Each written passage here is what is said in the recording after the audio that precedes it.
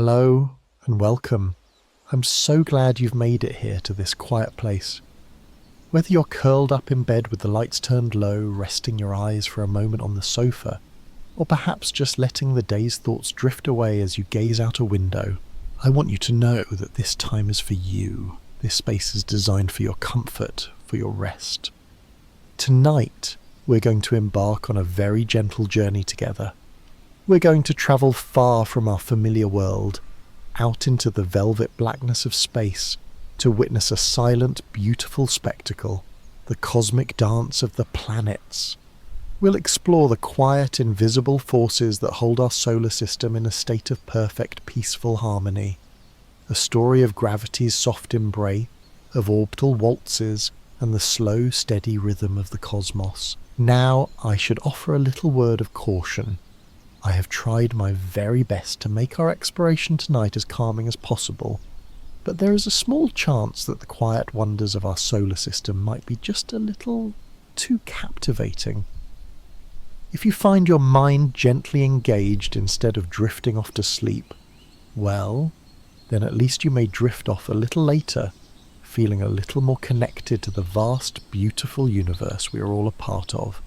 If you're already feeling that sense of calm beginning to settle over you, I would be so grateful if you would consider giving this experience a gentle like, or perhaps even subscribing to join us for more quiet journeys like this one. It truly does help more sleepy minds find their way to our little corner of the internet. And if you feel so inclined, you could even let me know in the comments where in the world you're listening from. It's a lovely thought to imagine a map of peaceful listeners all resting under the same stars. As always, this audio is created for the purposes of relaxation and gentle education. It is not, and should never be considered, a substitute for professional medical advice. So find that perfectly comfortable position. Let your shoulders soften. Let your breathing become slow and deep. There is nothing else you need to do, nowhere else you need to be. Just rest here with me as we begin our journey. Have you ever stood outside on a clear, dark night and looked up at the moon? It hangs there so serene and constant, a silent companion in the sky. And perhaps you've wondered, even just for a fleeting moment, what holds it there?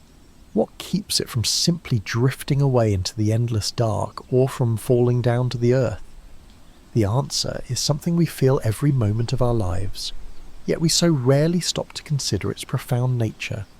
It is the invisible architect of our universe. It is gravity. Now, the word force can sometimes sound a little harsh, a little abrupt, but the gravity that orchestrates the cosmos is less of a forceful push or pull, and more of a gentle, persistent invitation. It is a fundamental property of anything that has substance, of anything that has mass. You have it. The bed you are resting on has it. The earth beneath you, of course, has an immense amount of it. Imagine a vast, tightly stretched sheet of silk. This sheet represents something we call space-time, the very fabric of our universe. Now, if you place a small pearl onto this silk sheet, it creates a tiny, almost imperceptible dimple. If you place a heavy bowling ball in the centre, it creates a deep curving well in the fabric. This is what mass does to space-time. The sun, with its immense mass, creates a profound and enormous curve.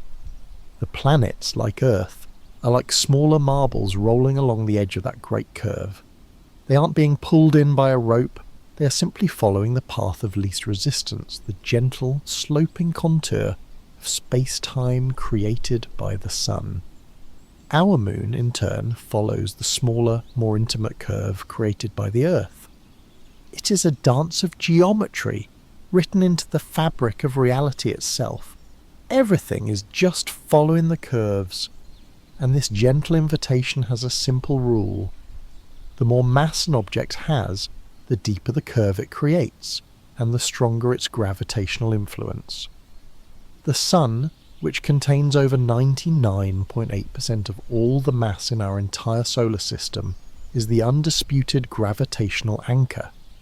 It isn't a tyrannical king ruling by force. It is more like a vast, warm hearth at the centre of a grand, dark room, and all the planets are drawn to circle near its gentle, life-sustaining presence. This gravitational whisper also fades with distance. It follows what scientists call an inverse square law, but we can think of it more poetically. Imagine the warmth from a bonfire. When you stand close, the heat is intense. You can feel it on your face. As you walk further away, the warmth softens to a pleasant glow, and further still, it becomes just a faint, distant memory. Gravity behaves in much the same way. The Sun's gravitational embrace is tightest on Mercury, the innermost planet, holding it in a swift, short orbit. For distant Neptune, that same embrace is a far more tenuous whisper, a gentle suggestion that guides it through its vast, slow journey around the Sun. Yet what's truly beautiful is that this whisper never truly fades to silence. Technically, its reach is infinite. A tiny infinitesimal part of the Sun's gravity is touching the most distant stars, and in return their gravity is touching us.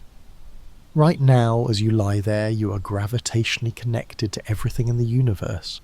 A silent, invisible network linking every star, every planet, every single particle, including the very ones that make you.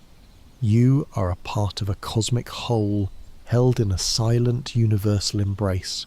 This very embrace is what built our home in the first place. Billions of years ago, there were no planets. There was only a vast swirling cloud of gas and dust left over from the birth of our Sun. It was called the Solar Nebula. Within this cold, dark cloud, gravity began its patient work. It was a cosmic shepherd, gently nudging tiny particles of dust and ice closer together. 2 particles became 4. 4 became a small clump. Slowly, patiently, over millions of years, these clumps grew. They became like cosmic pebbles, then spacefaring boulders, then objects the size of mountains we call planetesimals. Gravity was the architect slowly gathering the building blocks of worlds. These growing planetesimals, these infant worlds, were not alone in the nebula. They were part of a vast, swirling disk of material, all orbiting the young Sun.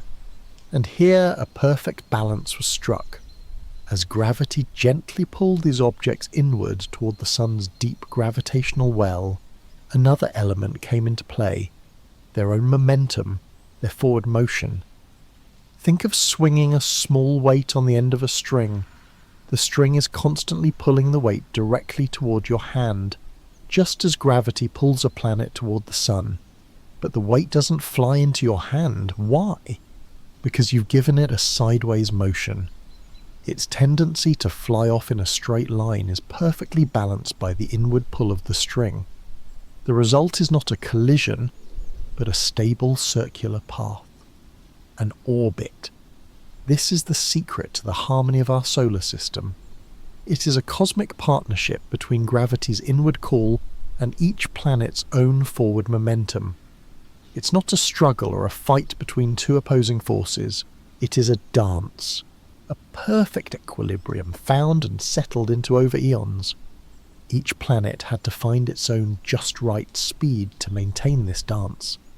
If a young planet were moving too slowly, gravity's invitation would have been too strong to resist, and it would have spiraled gently into the fiery surface of the Sun.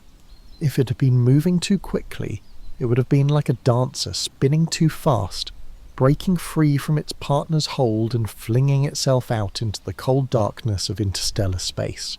But they didn't. The 9 or 8, depending on how you count, planets that remained found their perfect tempo, a velocity that was just right to keep them in a stable, predictable path, tracing the same cosmic circuit again and again for billions of years. They achieved a state of lasting peace. Gravity, our patient architect, also acted as a great cosmic sorter. In the early days, close to the warmth of the young Sun, it was too hot for delicate materials like ice and light gases to condense. They would have simply evaporated. So only heavier, more resilient materials could come together. bits of rock and metal. This is why the inner solar system is home to the 4 small, dense, terrestrial planets: Mercury, Venus, Earth, and Mars. They are the worlds built from the sturdy materials that could withstand the heat. Further out, beyond an invisible line known as the frost line, it was much colder. Here in the quiet depths of the solar system, not only could rock and metal clump together, but so could vast quantities of water ice, ammonia ice, and methane ice. This abundance of building material allowed the outer planets to grow to enormous sizes. Jupiter and Saturn, the gas giants, became so massive that their gravity was strong enough to pull in and hold onto the lightest and most abundant gases of all, hydrogen and helium. This is why they are so different from our own world. They are great globes of gas and ice with perhaps a small rocky core hidden deep within. Uranus and Neptune, the ice giants, did the same on a slightly smaller scale. Gravity, in its quiet wisdom, created 2 distinct families of planets, sorted perfectly by distance and temperature. And within this sorting, the giant planet Jupiter took on a special role. It became our solar system's gentle guardian. Its immense mass, more than twice that of all the other planets combined, gives it a truly profound gravitational influence. Its gravity acts like a cosmic shepherd, or perhaps a bouncer, at a very exclusive club. Over the ages, countless comets and asteroids from the outer solar system have been nudged from their paths, falling inward toward the Sun. Many of these could have been on a collision course with Earth, but Jupiter, our quiet protector, stands in the way. Its gravity either flings these wandering objects out of the solar system entirely, or captures them into its own orbit where they can do no harm. While not a perfect shield, its presence has undoubtedly made the inner solar system a much safer, more stable place, creating a peaceful environment where something as delicate as life could eventually take hold. So you see, gravity is not a chain but a cradle. It is the gentle, invisible hand that sculpted our worlds from a cloud of dust and now rocks them in a steady, silent rhythm. Its laws are simple, but its creations are complex and beautiful. It is the reason we have a home. But what is the shape of this rhythm? If we could somehow step outside our solar system and trace the paths of the planets with shimmering lines of light, what pattern would we see? For centuries, humanity assumed the answer was simple: a circle. The circle was seen as the perfect shape, divine and unchanging, and so it was natural to believe that the heavens would be built upon its perfect geometry. The truth, as is often the case in nature, is subtly different, and infinitely more interesting. The planets do not move in perfect circles, they move in ellipses. An ellipse is simply a slightly flattened circle. Imagine a circle that someone has gently sat upon. You can picture it yourself. It has a long axis and a short axis. It's a soft, elegant shape, and it is the true shape of every orbit.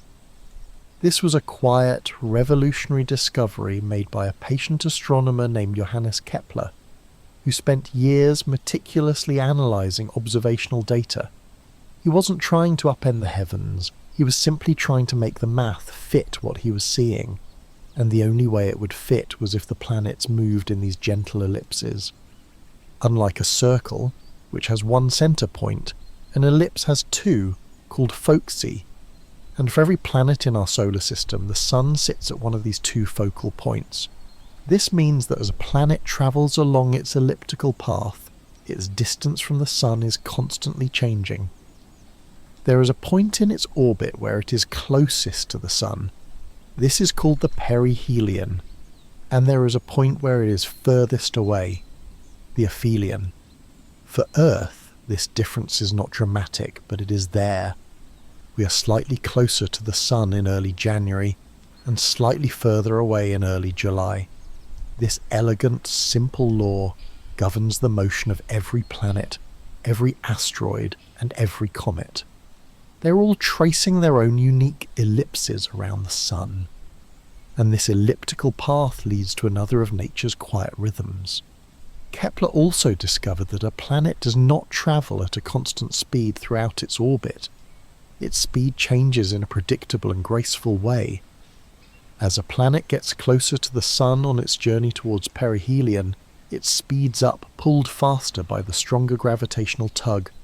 Then, as it swings past the Sun and begins to travel away, out towards aphelion, it slows down, as if climbing a long, gentle hill against gravity's pull. Every planet follows this pattern, a slow, leisurely coast through the cold, distant part of its orbit, followed by a swift, accelerating rush as it sweeps in close to the Sun. You can imagine it as a cosmic waltz, a slow, graceful step out and a quick, energetic turn back in.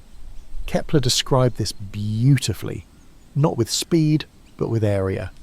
He realised that if you draw an imaginary line from the Sun to a planet, that line sweeps out an equal amount of area in an equal amount of time. To paint a wide, short slice of space when it's near the Sun, the planet must move quickly. To paint a long, thin slice of the very same area when it's far from the Sun, it must move slowly. It's a law of breathtaking elegance, a piece of cosmic poetry that ensures the dance is always balanced, always in time. For Earth, this means we're all moving slightly faster through space in January than we are in July. A subtle, unfelt acceleration and deceleration in our annual journey. The stretchiness of these elliptical orbits varies from planet to planet. Scientists call this property eccentricity. An orbit with an eccentricity of 0 would be a perfect circle. The closer the number gets to 1, the more squashed and elongated the ellipse becomes. What is remarkable about our solar system is how close to circular most of the planet's orbits are. Venus and Neptune, for example, have paths that are almost indistinguishable from a perfect circle. Earth's orbit, too, is only very slightly elliptical. This low eccentricity, this near circularity, is another key to our planet's stability. It means our distance from the Sun doesn't change drastically over the year, which helps to keep our climate relatively steady and mild. To truly appreciate the calm circularity of the planets, we can contrast them with the dramatic orbits of comets. Comets are the wild visitors of the solar system. Their orbits are often extremely eccentric, like impossibly stretched out rubber bands. They spend hundreds or even thousands of years drifting slowly through the frigid, dark outer reaches of the solar system far beyond Neptune. Then their path brings them hurtling inward, accelerating as they fall toward the Sun. They swing around it in a brief, fiery display, their icy bodies erupting into the beautiful tails we sometimes see in the night sky, before they are flung back out again to begin their long, slow journey back into the darkness. Their dance is one of extremes, a stark contrast to the steady, serene promenade of the planets. And there is one final layer to this orbital dance. The planets do not all orbit on the same perfectly flat plane. Imagine the solar system not as a single record on a turntable, but as a stack of records, each tilted ever so slightly. We call the plane of Earth's own orbit the ecliptic, and it serves as our main point of reference. Most of the other planets circle the Sun on paths that are tilted by only a few degrees from this ecliptic plane. If you could see them from the side, they would look like a very thin, very orderly disk. This is why, from our perspective on Earth, the planets, the Sun and the Moon all appear to travel across our sky in a very narrow band, a celestial highway known as the zodiac. There are, of course, a few gentle exceptions. The orbit of Mercury, the innermost planet, is tilted a bit more than the others, by about 7 degrees, and then there is Pluto. The distant dwarf planet has a path that is both highly eccentric and highly inclined, tilted by over 17 degrees relative to the rest of the planets. Its orbit is so unusual that it actually crosses inside the path of Neptune for part of its long journey. These slight tilts and odd orbits are like faint echoes telling a story of the solar system's more chaotic youth, a time before this long peaceful harmony was fully established. So when we picture our solar system, we shouldn't see a simple flat diagram in a textbook. We should imagine a vast, three-dimensional celestial clockwork, a series of nested, slightly tilted, slightly stretched ellipses, with each planet moving at its own changing pace, slowing down, speeding up, all in perfect time with the silent music of gravity. It is a system of almost unimaginable complexity, yet it results in a state of profound, beautiful and enduring stability, a dance that has continued uninterrupted for more than 4 billion years. So each planet, each moon, traces its own unique path through the darkness, a silent personal journey dictated by gravity and momentum, a graceful, predictable ellipse. But they are not truly alone on their journey. Their paths, though separate, are subtly connected by the gentle gravitational whispers of their neighbours. The solar system is less like a group of solo dancers, each lost in their own performance, and more like a beautifully choreographed ballet, where the timing of one dancer's leap perfectly complements the pirouette of another. There is a hidden rhythm, a subtle harmony that links their movements together, a phenomenon that scientists, in a moment of lovely poetry, call orbital resonance. To understand resonance, we can think of something very down to earth. Imagine you are gently pushing a child on a swing. You don't just push at random times. You instinctively fall into a rhythm, giving a small push at the exact right moment in the swing's arc to add a little more energy, to make the swing go a little higher. That gentle timed push, perfectly in sync with the swing's natural motion, is resonance. In the solar system, this same principle applies, but instead of a push, it is a tiny rhythmic gravitational tug between two or more orbiting bodies. When their orbital periods, the time they take to complete one lap, are a simple ratio of each other, they fall into a resonant lock. Perhaps the most beautiful example of this can be found far away, in the system of Jupiter and its 4 largest moons. These are the Galilean moons, discovered by Galileo himself: Io, Europa, Ganymede, and Callisto. The inner 3 of these moons are locked in a truly magnificent resonance. For every single time that Ganymede, the largest moon in our solar system, completes one orbit around Jupiter, its neighbour Europa completes exactly 2. And for every 2 orbits Europa completes, the innermost moon, Io, completes exactly 4. It is a perfect 1-2-4 rhythm, a cosmic clockwork of breathtaking precision.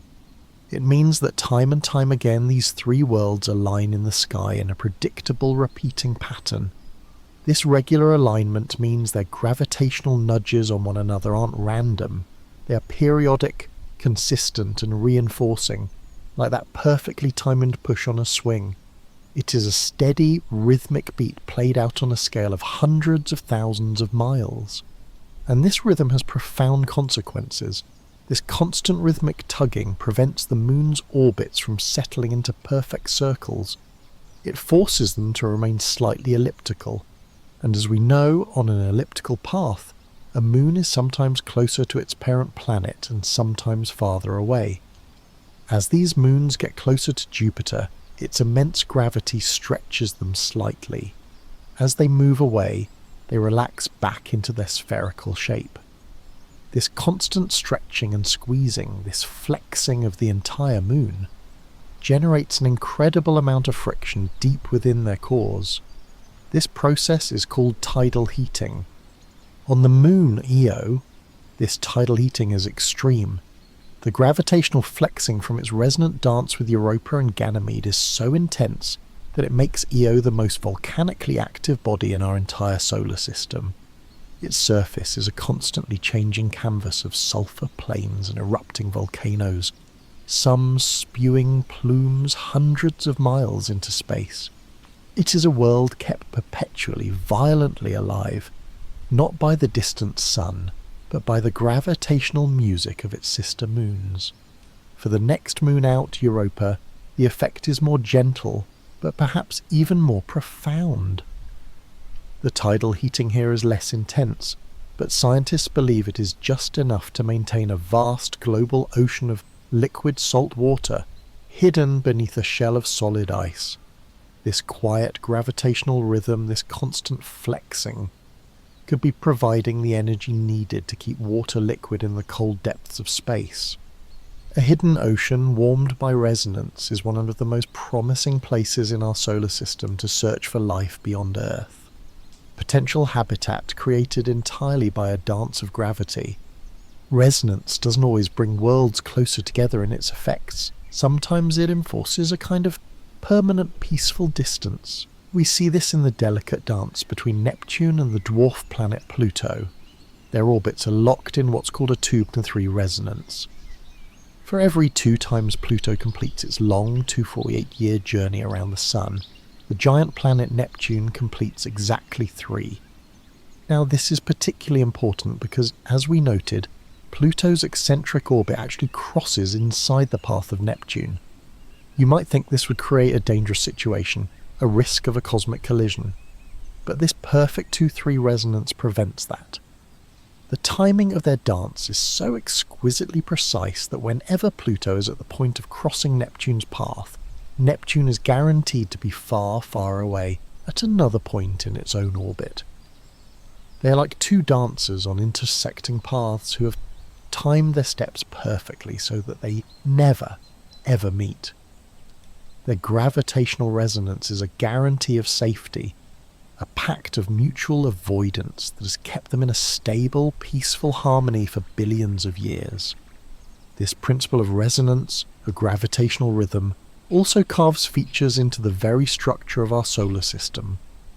We can see its sculpting hand clearly when we look at the vast expanse between Mars and Jupiter, the main asteroid belt. At first glance, you might expect this belt to be a uniform field of rock and debris, spread out evenly, but it is not. If we were to map the location of every asteroid, we would find something curious. There are distinct empty lanes running through the belt, like grooves carved into a record. These are known as the Kirkwood Gaps. These gaps are not empty by accident. They are zones that have been cleared out by the relentless rhythmic pull of the giant planet Jupiter. An asteroid that happens to have an orbital period that is a simple fraction of Jupiter's, say one that orbits 3 times for every 1 orbit of Jupiter's, finds itself in a resonant danger zone. Every 3 of its short orbits, it will find itself in the same position relative to Jupiter, receiving the same gentle gravitational nudge. Here, unlike the stable resonances of Pluto or Jupiter's moons, this rhythmic tug is destabilizing. It's like a push on a swing that's timed perfectly to make it chaotic and unpredictable. Over millions of years, these repeated nudges add energy to the asteroid's orbit, stretching its ellipse, making it more and more unstable, until eventually the asteroid is ejected from that path entirely. It is either flung into the inner solar system, or out into the cold depths beyond. The result is a permanent gap, an empty lane in the cosmic highway where no asteroid can safely travel for long. Jupiter, our system's guardian, is also its great sculptor, its gravity carving out these empty spaces with mathematical precision. We see an even more delicate version of this gravitational sculpting in the most beautiful structures in our solar system, the rings of Saturn. These magnificent rings are not solid. They are composed of countless billions of tiny particles of almost pure water ice, ranging in size from grains of dust to small houses, all orbiting Saturn together. And here in this shimmering disk, tiny moons act as gravitational shepherds. Small moons orbiting just inside or just outside a ring use their gentle gravity to keep the ring particles in line. A tiny moon orbiting just outside a ring edge will, on average, slightly speed up the particles closest to it.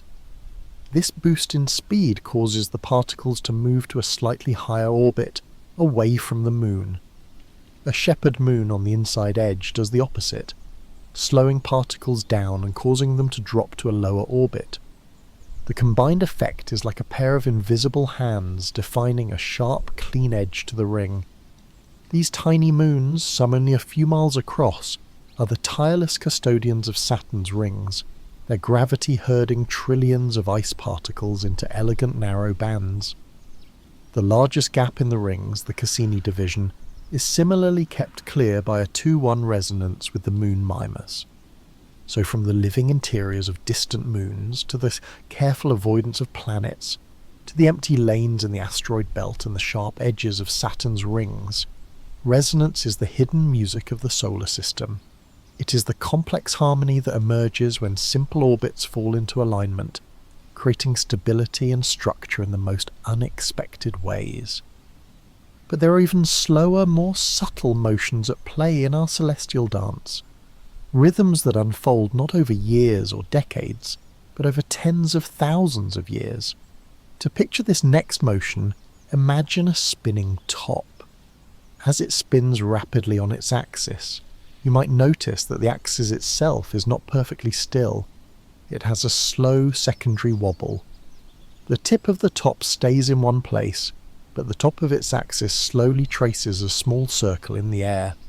Our own Earth, and indeed all the planets, perform a similar, incredibly slow gyration as they spin through space, a motion of truly immense timescales.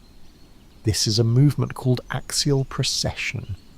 The Earth spins on its axis, an imaginary line running through the north and south poles once every 24 hours. This spin is what gives us our day and night. But this axis is not fixed in space. It is slowly, majestically wobbling. The scale of this wobble is almost beyond our human comprehension.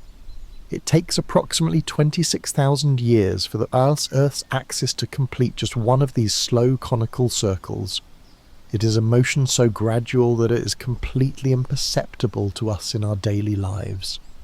Yet over the grand sweep of history it has profound effects. The cause of this slow wobble is, once again, gravity. It is the result of the gentle gravitational tug of the sun and the moon acting upon the Earth itself. Our planet is not a perfect sphere. Because of its rotation it bulges slightly at the equator. It's a tiny bit wider than it is tall. Both the sun and the moon pull on this equatorial bulge, a gentle, persistent tug that tries to straighten up Earth's axial tilt.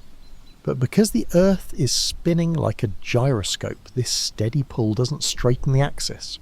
Instead, it causes it to precess, to wobble in this slow, grand circle. It is another of the solar system's quiet, constant adjustments, a slow drift in the very foundation of our world. This slow 26,000-year wobble has a fascinating and poetic consequence for us here on Earth. It means that our North Star changes over time. Right now, the Earth's axis points almost directly at a star called Polaris. This is why Polaris appears to stay fixed in our northern sky, while all the other stars circle around it. It is our celestial anchor, a point of constancy in the turning heavens. But it has not always been so. Because of precession, the axis is slowly drifting away from Polaris. In another 12,000 years, it will be pointing towards a new, brilliant North Star, the bright star Vega, in the constellation of Lyra. And if we could travel back in time about 5,000 years ago, when the Great Pyramids were being built in Egypt, an observer looking north would not have seen Polaris in that special spot. They would have seen a different, fainter star named Thuban in the constellation of the Dragon, Draco. This drifting of the pole star is a beautiful and profound reminder of the immense scale of cosmic time. The heavens themselves, which seem so eternal and unchanging to us, are in a state of slow, graceful flux. After its full 26,000-year journey, the Earth's axis will complete its circle and once again point toward Polaris. Our familiar North Star will return to its post, a silent testament to the deep, reassuring rhythms of the universe. This wobble also slowly shifts the timing of our seasons relative to our orbit. Right now, the Northern Hemisphere's winter solstice, our shortest day, occurs when the Earth is actually very close to its nearest point to the Sun. In about 13,000 years, halfway through the cycle, the situation will be reversed. The winter solstice will occur when the Earth is at its furthest point from the Sun. These slow gradual changes, known as the Milankovitch cycles, are believed to be one of the main pacemakers of Earth's long-term climate, playing a role in the coming and going of ice ages over geological time. But it is not just the wobble of the axis that is important, it is the tilt itself.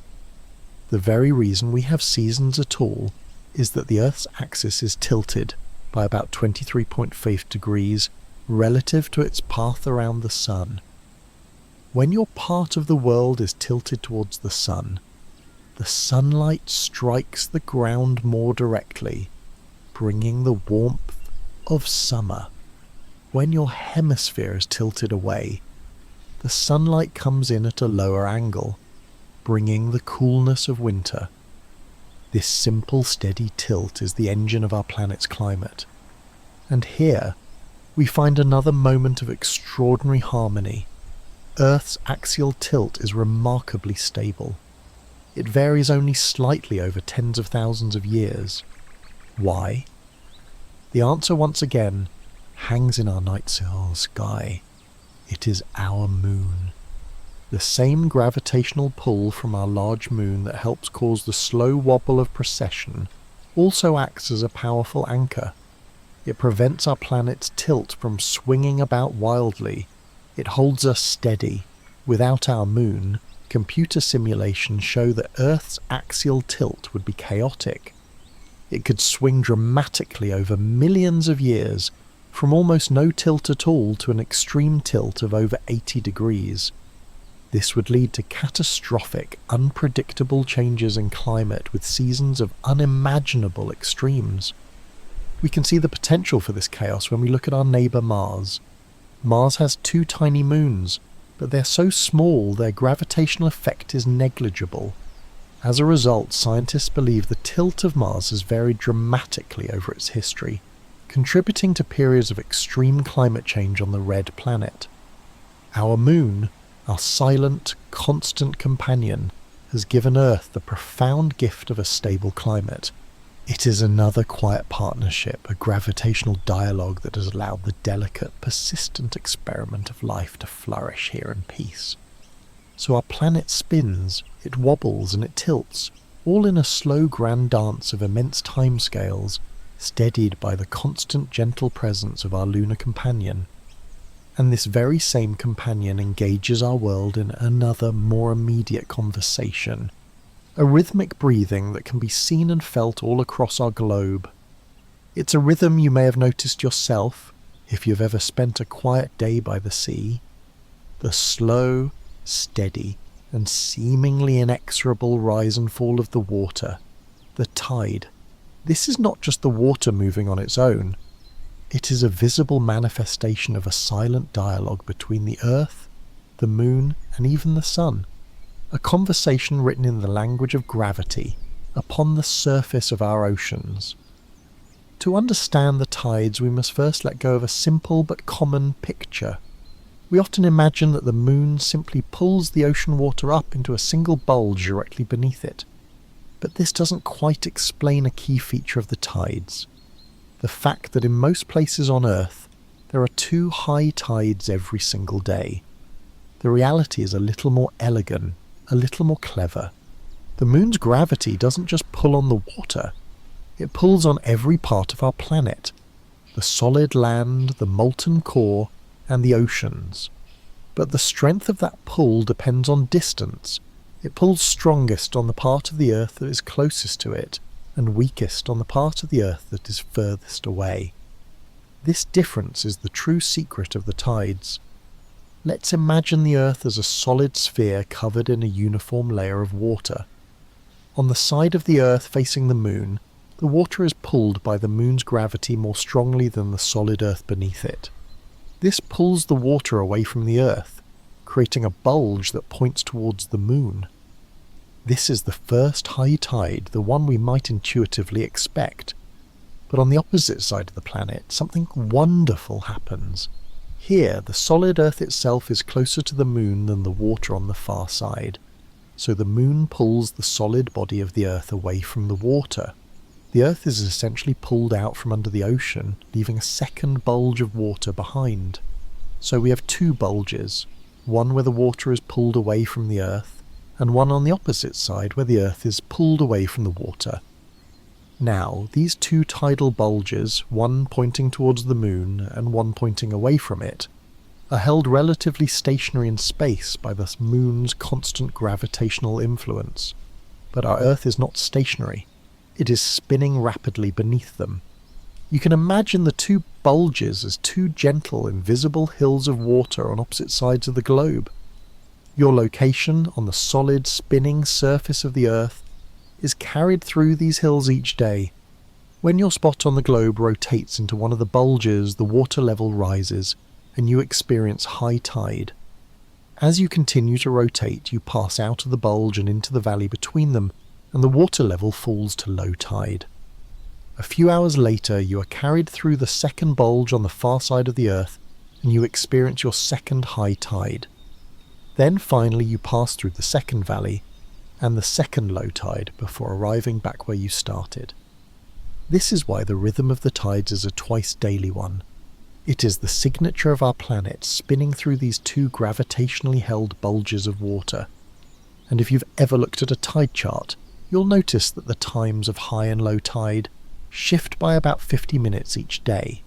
This is because as the Earth is spinning, the moon isn't standing still either. It's orbiting the Earth. So after one full 24-hour rotation of the Earth, the moon has moved a little bit in its orbit. The Earth has to spin for about another 50 minutes to catch up and bring your location back directly in line with the moon. This is why the rhythm of the tide is not exactly 24 hours, but closer to 24 hours and 50 minutes. The moon is the main conductor of this oceanic rhythm, but it is not the only one. The sun, with its immense gravity, also creates tides on Earth. Because the sun is so much farther away, its tidal effect is weaker, less than half that of the moon's. But its influence is still felt, as it works either with or against the lunar tides. When the sun, the moon and the Earth are all in a straight line, which happens during a new moon and a full moon, their gravitational forces combine.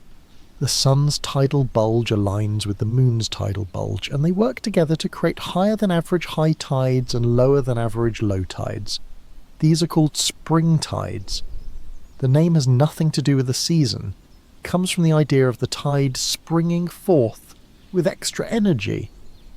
Conversely, when the sun and moon are at a right angle to each other in the sky, as seen from Earth, during a first or third quarter moon, their gravitational pulls are in competition.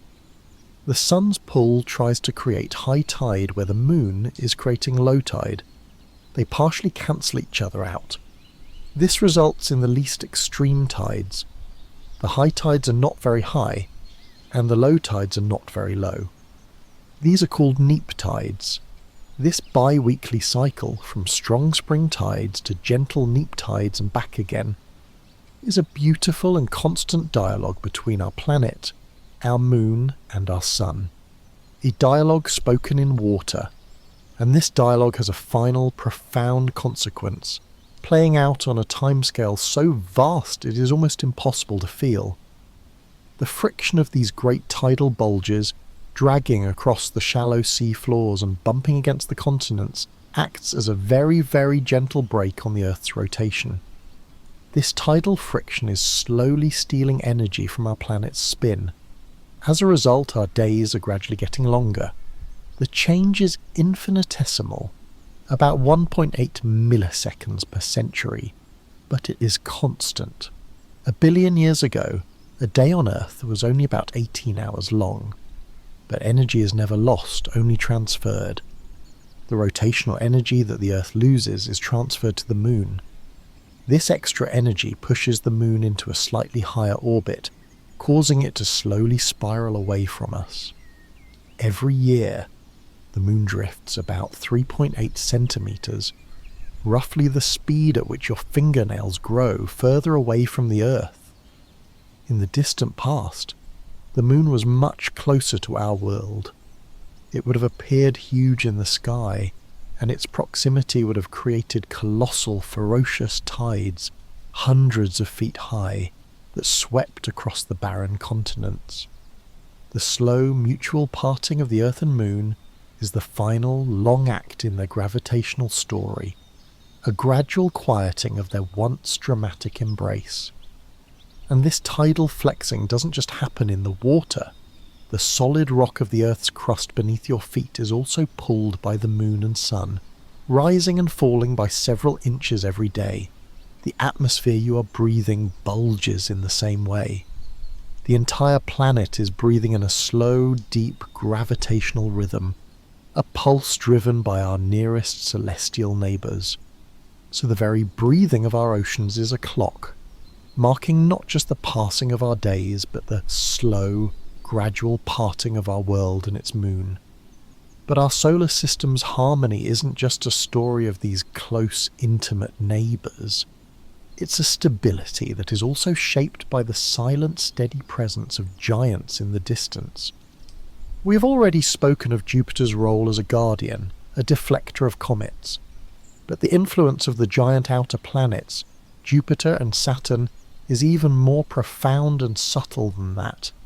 Their immense gravity provides the deep, resonant bass note for the entire solar system, a steadying influence that helps keep the whole celestial orchestra in time. To understand their power, we need to slightly adjust our mental picture of orbits. We think of planets orbiting the Sun, but it is more accurate to say that a planet and the Sun orbit their common centre of mass. This point is called the barycenter. Imagine two people on a seesaw. If they weigh the same, the balance point is exactly in the middle. But if one person is much heavier, they must sit very close to the centre, while the lighter person sits far out on the end. That balance point is their barycenter. The Sun is so much more massive than the Earth that their barycenter is deep inside the Sun itself. But Jupiter is so huge, more than 300 times the mass of Earth, that the barycenter of the Sun-Jupiter system is actually a point in space just outside the surface of the Sun. This means that as Jupiter completes its 12-year orbit, the Sun itself is pulled into a slow, stately wobble around this external point. The Sun is not a fixed anchor, it too is dancing. The immense, steadying masses of Jupiter and Saturn and their slow, ponderous orbits provide a stable, long-term framework for the whole system. Their gravity gently tugs on all the other planets, including ours, helping to keep their orbits regular and preventing them from drifting into chaotic paths over millions of years. They are the quiet elders of the solar system, whose massive presence enforces a lasting peace. Yet it seems this peace was hard-won. One of the leading theories about the early history of our solar system suggests that it was not always this calm. This idea, known as the Nice model, proposes that the giant planets Jupiter, Saturn, Uranus and Neptune were born in a much more compact arrangement closer to the Sun and to each other. Then, over hundreds of millions of years, a slow grand migration began. Through subtle gravitational interactions with the vast disk of leftover icy and rocky bodies, the planetesimals, the giant planets began to shift their orbits. Jupiter moved slightly inward, while Saturn, Uranus and Neptune drifted further and further out. This planetary shuffling had a dramatic system-clearing consequence. As the giant planets moved, their powerful gravity disrupted the tranquil orbits of countless asteroids and comets, flinging them in all directions. Many were sent hurtling into the inner solar system. This is thought to have caused a period about 4 billion years ago, known as the Late Heavy Bombardment, a time when the young Earth, Moon, and other inner planets were subjected to an intense barrage of impacts. This may sound like a catastrophe, but we can also see it as the solar system's final act of settling down. It was a messy but necessary clearing out of the leftover debris from formation. This very bombardment may even have been a blessing in disguise, delivering the water that now fills our oceans and the complex organic molecules that could have been the building blocks of life. After this great migration and subsequent cleanup, the giant planets settled into the stable, harmonious orbits we see today, their dance setting the stage for the next 4 billion years of quiet, predictable peace. So the deep, lasting peace our solar system enjoys today seems to be an echo of that ancient, gradual and sometimes chaotic dance. The giant worlds found their final places, and in doing so they sculpted a stable architecture for every planet, every moon. They settled the system. But not all of the material from that original swirling nebula was swept up into the grand structures of planets or moons. Much of it remains scattered throughout the system in quiet orbits, like silent witnesses to our origins. These are the asteroids, the comets, and the distant frozen worlds of the outer dark. They are not just leftover rubble, they are pristine time capsules, carrying the chemical secrets of the dawn of our solar system, each following its own unique path in the great cosmic dance. We have already visited the main asteroid belt, that great ring of rock and metal orbiting between Mars and Jupiter. It is, in a sense, a world that was never allowed to be born. The powerful rhythmic gravitational nudges from nearby Jupiter constantly stirred the material in this region, infusing it with too much energy, too much speed. The small bodies would collide too fast to gently stick together. Instead of accreting into a single large planet, they remained as a scattered collection of countless smaller ones. The building blocks are all there, but the architect's hand was stayed by the influence of the giant next door. Within this belt, however, are worlds in miniature. The largest object, the dwarf planet Ceres, is a fascinating sphere of rock and ice. It is now known to have bright salt deposits on its surface, evidence of a subsurface brine layer that may have once erupted onto the surface. It is a dark, gentle world, holding onto its water in the cold of space. The second largest, Vesta, is different. It appears to be a fossil protoplanet, a world that began to form, developing a dense core, a rocky mantle, and a crust, before its growth was halted. Looking at these worlds is like looking at a photograph from the solar system's infancy. But not all asteroids live in the main belt. Jupiter, the very body that prevented a planet from forming, has also used its gravity to capture its own personal swarms of asteroids. These are the Trojan asteroids, and they don't orbit between planets. They share Jupiter's own 12-year orbit around the Sun. They are able to do this because they are trapped in areas of remarkable gravitational stability called Lagrange points. You can think of these points as calm eddies in a cosmic river, special spots created by the gravitational interaction between the Sun and Jupiter, where a small object can remain perfectly balanced. Jupiter has two great swarms of these Trojan asteroids, one group that travels in the Lagrange point 60 degrees ahead of it in its orbit, and another that travels 60 degrees behind. They are Jupiter's constant quiet companions, a beautiful natural example of gravitational equilibrium. If we travel much further out beyond the stately path of Neptune, we come to the next great reservoir of cosmic debris, the Kuiper Belt. Imagine a vast, flattened donut of countless icy bodies circling the Sun in the cold and the dark. This is the home of Pluto. For decades we thought Pluto was a lone oddball, but we now know it is simply the first discovered, and perhaps the king of a whole new class of worlds. These Kuiper Belt objects, or KBOs, are the source of many of our short-period comets. Like the asteroid belt, they are leftover building materials, but these are from the cold outer regions, rich in frozen water, methane and ammonia.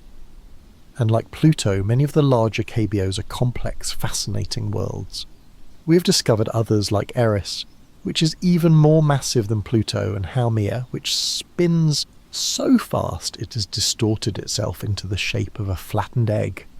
These are not just inert balls of ice, they are distant dwarf planets with their own faint atmospheres, their own tiny moons, and their own geological histories, written on surfaces that have been frozen at unimaginable temperatures for billions of years. And even beyond this, at the farthest conceivable edge of the sun's influence, we believe there is one final vast structure, a ghostly sphere that surrounds our entire solar system. This is the Oort cloud. It is a place of absolute theory, for we have never seen it directly. It is a vast spherical shell of perhaps trillions of icy comets, loosely bound by the sun's gravity, marking the absolute boundary between our solar system and the great emptiness of interstellar space. It is a cosmic ghost, its presence only inferred by the long-period comets that sometimes fall inward toward the sun, nudged from their unimaginably distant orbits by the passing of a nearby star, or the subtle tidal forces of our Milky Way galaxy itself. This is the final frontier of our solar system, a cold, dark and silent repository of its most ancient and pristine material. So our solar system is far from empty. From the rocky ruins of a failed planet in the asteroid belt to the ghostly frozen sentinels of the Oort cloud, it is filled with these quiet echoes of its own birth. Each object is a piece of the original story, a chemical memory of the nebula from which we all sprang. But amidst all this scattered rock and primordial ice, all the gas and dust, there is a very special region of space. A narrow, precious and life-sustaining band where the conditions are neither too extreme in one direction or the other. It is a place where the universe's alchemy can move beyond simple chemistry and begin to compose the far more complex poetry of biology. It's a concept we know from childhood stories, but it is also one of the most profound organising principles in the search for life elsewhere. It is the idea of a zone that is just right. This region is called the habitable zone, though it is perhaps more affectionately known as the Goldilocks Zone.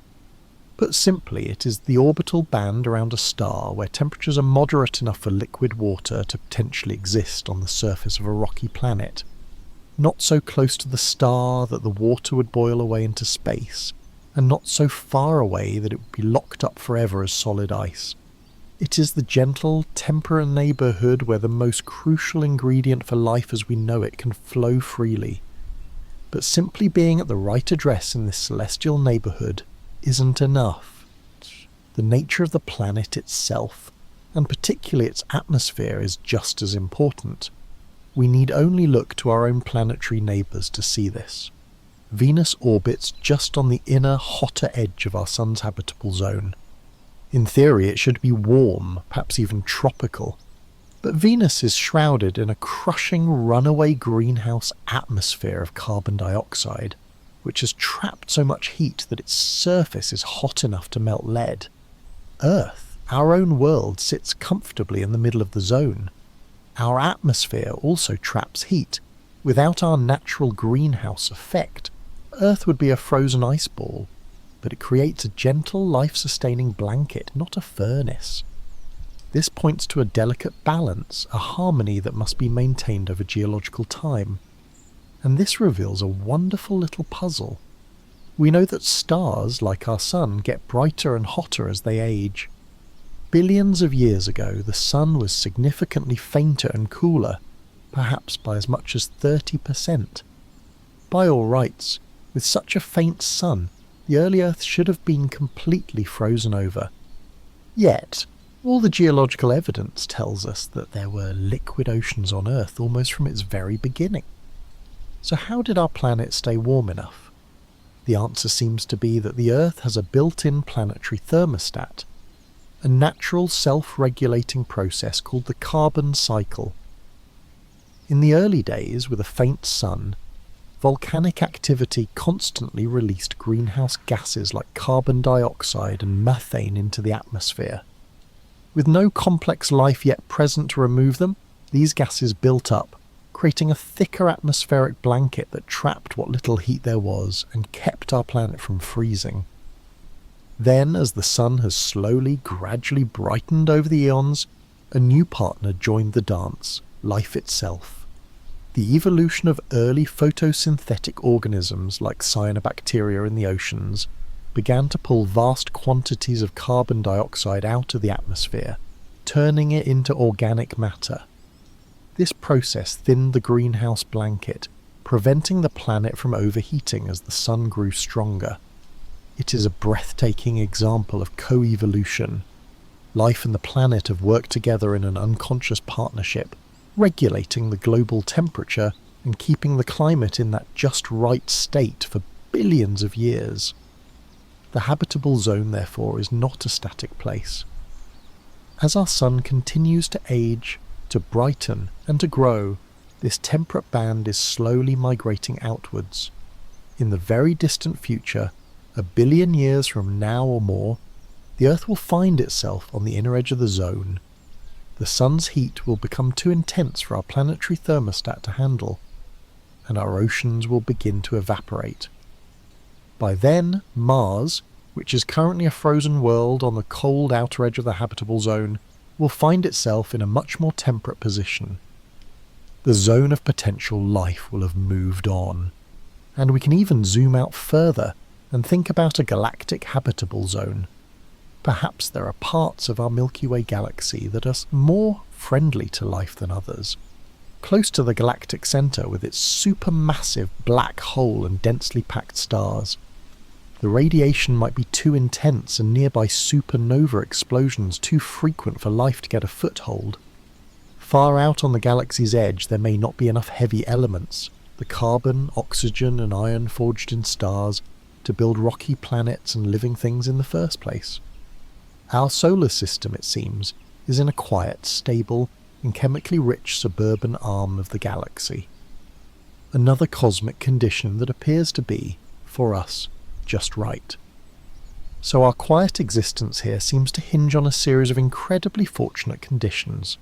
A stable star, a circular orbit, a protective guardian like Jupiter, a large stabilizing moon, and a living, breathing, planetary thermostat.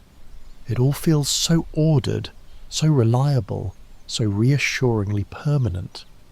You could almost imagine the entire solar system as a perfect clockwork machine, built by a master craftsman, with each gear turning in flawless, predictable precision for all time.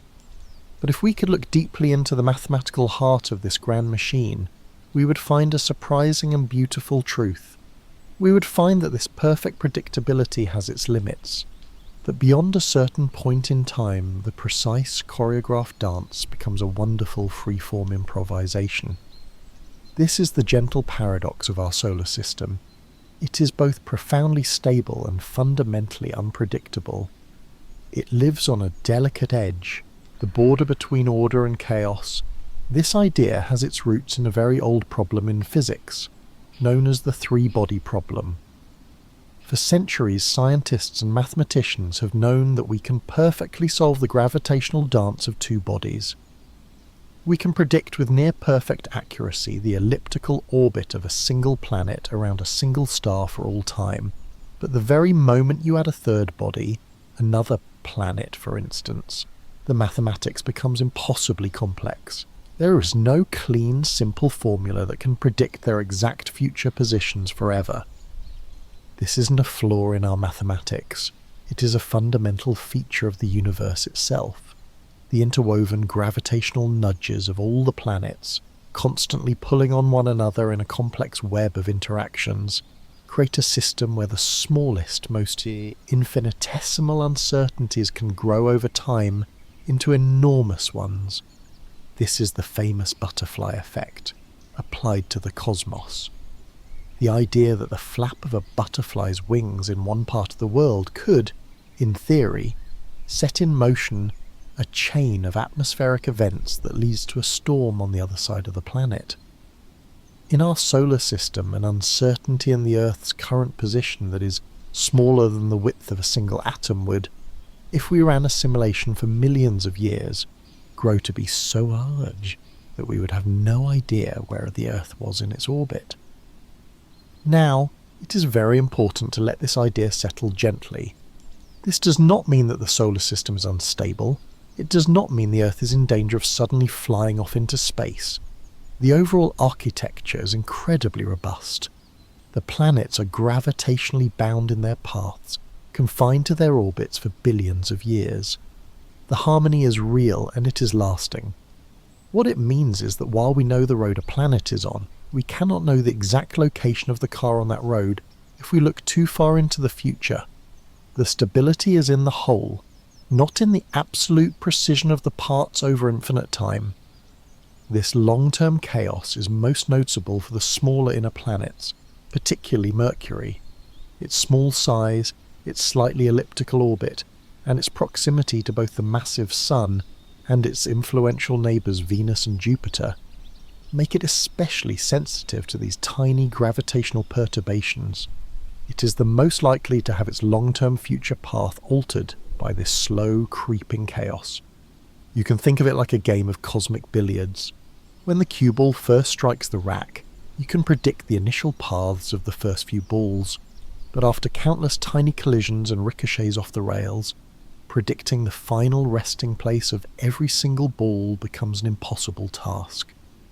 The solar system is a very slow, very gentle game of gravitational billiards playing out over millions of years.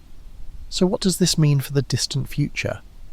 When scientists run powerful computer simulations of the solar system's evolution over billions of years, they find that in the overwhelming majority of cases, for more than 99% of their simulations, the dance remains as calm and orderly as it is today. But in a tiny fraction of outcomes, this inherent chaos builds up. In these rare ghost scenarios, Mercury's orbit can become so elongated and unstable that it eventually crosses the path of Venus, leading to a possible collision or even ejection from the solar system entirely. This isn't a prophecy of doom to keep you awake, it's a scientific whisper from the deep future, a tiny remote possibility that illuminates the profound and complex nature of the system we live in. It shows us that the harmony of the solar system is not the rigid mechanical harmony of a perfect machine. It is the more fluid, more organic, and ultimately more beautiful harmony of a living system, one that has a measure of freedom, improvisation, and surprise woven into its very fabric. So we rest here tonight, inside this beautiful paradox. We are inhabitants of a cosmic dance so stable it has lasted for more than 4 billion years, yet so intricate that its precise future steps remain a gentle, unfolding mystery. It's a profound thought, a reminder that predictability and surprise can coexist in perfect harmony, and it teaches us that no planet, no moon, no single speck of dust in our solar system is an island. Each world is a note in a grander symphony, a thread in a vast interconnected web. Let's take a moment now to just drift back in our minds, to see the entire solar system not as a series of separate lonely orbits, but as that single shimmering web of gravity. Every thread is connected, however faintly, to every other thread. A gentle pluck on the web near the sun-scorched surface of Mercury is felt, ever so subtly, all the way out in the frozen twilight of the Kuiper Belt. It is one system, one entity, one coherent thought written in the language of physics. We have seen these connections throughout our journey tonight. We have felt the sun's primary anchoring gravity that holds the entire family of worlds in its embrace. We have seen how the immense presence of Jupiter sculpted the asteroid belt, preventing a world from forming there, while simultaneously acting as a noble guardian, protecting the inner planets from a constant rain of comets. We have seen how our own moon, a product of ancient chaotic violence, became the anchor of our world's stability, steadying our tilt and creating the gentle rhythmic breathing of our oceans. We've heard the faint music of resonance, the perfectly timed gravitational nudges that lock moons and planets into dances of breathtaking precision, creating living, volcanic worlds and perhaps even hidden oceans. But the connections are not just gravitational. There is a physical exchange, a constant sharing of material throughout the system. Sometimes a collision in the asteroid belt sends a fragment of rock on a long journey that ends here, on Earth. These meteorites are gifts from space, tangible pieces of other worlds that we can hold in our hands, allowing us to study the chemistry of our system's birth.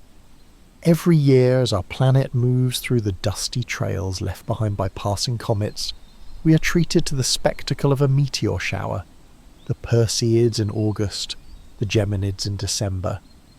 We are literally touching the remnants of these icy visitors from the outer dark. This constant gentle rain of dust and rock is a reminder of our shared origins, of the common reservoir of material from which we were all made. And there is another connection, a constant stream flowing from the very centre of our system.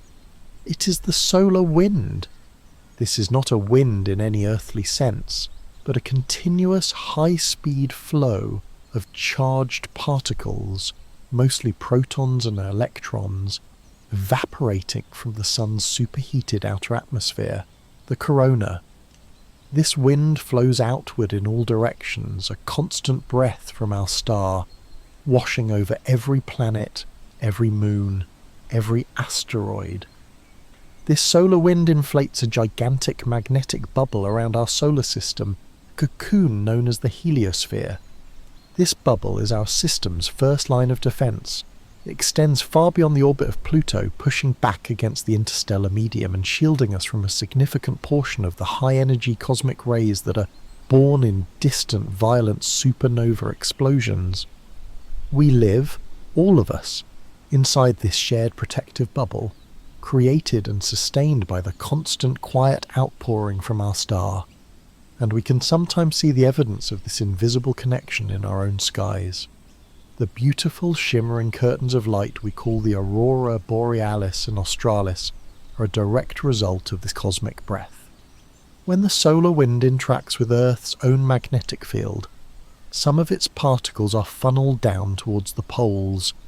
There, they collide with atoms of oxygen and nitrogen in our upper atmosphere, exciting them and causing them to glow in ethereal shades of green, pink and violet. The aurora is a visible sign of our planet's dynamic, living connection with its star. It is the solar wind made visible, a luminous dialogue between Earth and Sun, and so even the ghostly lights that dance in our polar skies are a signature of this deep, system-wide connection. They are a beautiful, fleeting reminder that we are an integral part of a whole that is vast, ancient, and wonderfully coherent. As our quiet journey together tonight comes to a gentle close, let's take one last moment to reflect on our own place within this cosmic dance. From the bed or the chair you are resting in, to the slow and steady rhythm of your own breathing, you are a part of this story. You are not just a passive observer of this grand harmony. You are a direct and beautiful product of it. Tonight, we have travelled on the invisible currents of gravity. We have followed the elegant, elliptical paths of the planets as they trace their timeless circuits around the sun. We have listened for the faint, rhythmic music of resonance that keeps moons and worlds in a delicate, balanced lockstep. We have felt the slow, steadying hand of our own moon, which anchors our world's tilt and gives us the gift of a stable climate. We have seen how this system, born from a simple, swirling cloud of gas and dust, organised itself through chaos and time into a place of profound and lasting peace. The harmony of our solar system, we have found, is not the rigid, unchanging perfection of a machine. It is something more resilient, more organic, and far more interesting. It is a dynamic balance of countless factors, from the immense gravitational pull of Jupiter to the microscopic action of ancient bacteria regulating our atmosphere. It is a harmony born from a delicate interplay of order and chaos, predictability and surprise. And the most wondrous part of this story is that you are its living continuation. The very calcium in your bones and the iron in your blood were forged in the fiery hearts of stars that lived and died long before our sun was even born. The water that makes up so much of your body may well have been delivered to a young and barren Earth by the very same kind of icy comets that still journey in from the frozen darkness. You are, in the most literal and beautiful sense, made of stardust. You are a child of the cosmos. To know this and to truly feel it is to experience a profound sense of peace and belonging. You're not separate from the universe looking in from the outside. You're a thinking, feeling, dreaming part of the universe itself, given the brief, precious gift of being able to wonder about it all. The very same laws of physics that hold the galaxies together are the ones holding you gently in your place of rest tonight. The harmony of the solar system isn't just a concept out there in the darkness. It is the deep foundational peace that creates the safety for you to rest, to dream, and to be. If our time together tonight has brought you any measure of calm or quiet wonder, I would be so deeply grateful if you felt inclined to give this experience a gentle like, or perhaps even subscribe to join our little community for more sleepy explorations. It truly does help more peaceful minds find their way here. May your rest be deep and untroubled. May your dreams be filled with silent wheeling stars and the quiet music of the spheres. Sleep well, and until next time, keep wondering.